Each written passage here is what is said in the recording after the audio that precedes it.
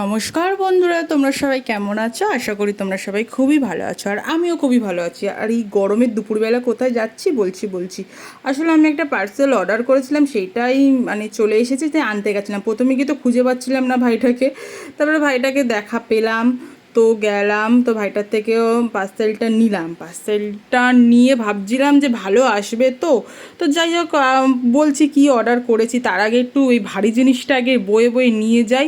আর জিনিসটা সত্যি এত ভারী ছিল না, মানে সত্যি আমার ঘাম বেরিয়ে গেছিলো। তো যাই হোক, নিয়ে এসেছিলাম ঘরে।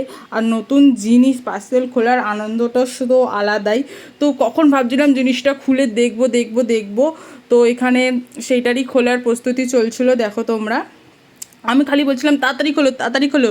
আর ওদিকে আমার মা দেখো, মানে শুয়ে শুয়ে মানে ঘুমাচ্ছিল। ওনাকে বলছি দেখো মা, দেখো কি এনেছি। তো মা বলছে কি এনেছিস, আগে খোল, তারপরে দেখছি তখন। দেখো, নতুন ওভেন কিনেছি, কারণ আমাদের পুরনো ওভেনটা মানে খুব মানে যেটা চলছে মানে সেটা খারাপ হয়ে গেছে। তো ওভেনটা কিনেছি, দেখলাম না অনলাইন দিয়ে বেশ ভালোই এসেছে, ফ্লিপকার্ট থেকে অর্ডার করেছিলাম। তো আমার তো বেশ পছন্দ হয়েছে, তোমাদের কেমন লেগেছে কমেন্টে জানিও বন্ধুরা। তো আজকের জন্য ভিডিও এইটুকুনি, দেখা হবে নেক্সট ভিডিওতে, টাটা।